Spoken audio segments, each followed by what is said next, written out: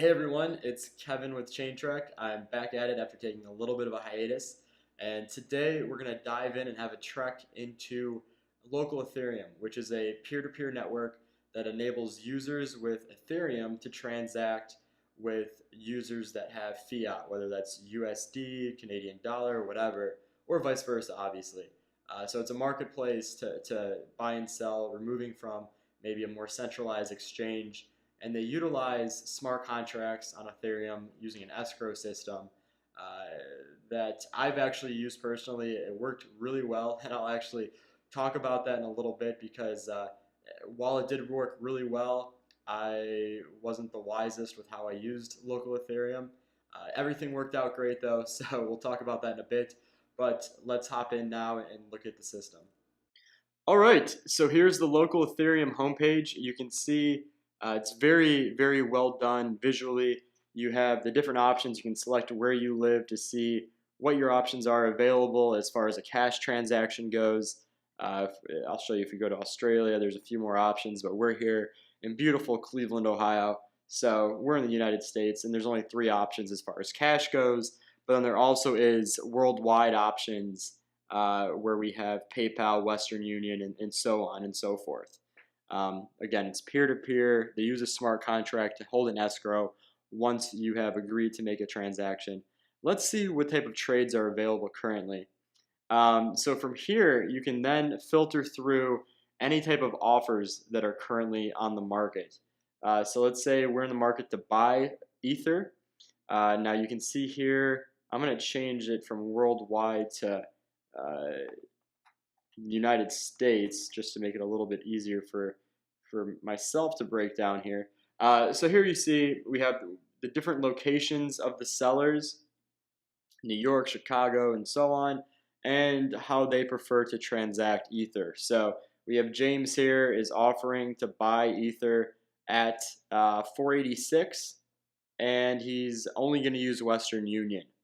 Now we can also see if we wanted to sell, um, or yeah, if we wanted to sell, these individuals are offering to buy Ether at this price, their location, their method of transaction, and then it also tells you their willingness to purchase. So Ideal here, for example, is willing to buy up to 5,000 USD worth of Ether in a single transaction. So let's say we wanted to do that.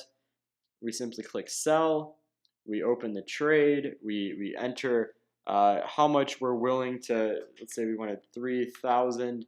It's going to tell us for $3,000 we can give almost 8 ETH at the purchasing price Ideal here is willing to pay for. And then you can see here they're doing PayPal. Really pretty easy to get a hold of. They have all their contact info here, and you can open the trade. Once that trade is open, I'm not going to actually open any trade here because I'm not trying to sell any Ether. But what happens is there's an encrypted chat where you can go back and forth to communicate to make sure everything is handled appropriately at that time as well. If that's when you would first transact the money. Once the money has transacted, then you both come on, you say yes, this transaction has been completed, please release the Ether to the appropriate party, and then the escrow from once both parties say yes, release the Ether, the escrow releases the Ether. And that's, in a nutshell, pretty much how local Ethereum works. Again, it's great. I recommend it for smaller transactions. I wouldn't recommend it for a very large transaction. So maybe under a couple $100. Anything more than that, it gets a little risky. Just because it is an anonymous for the most part as far as who you're transacting with. Now, I'll share a story of my own.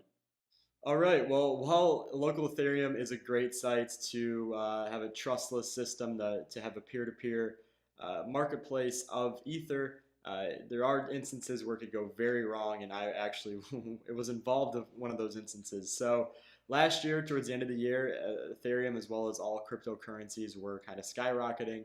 I decided at the time I wanted to take a little bit of profit out, and put that forward to a down payment for a house.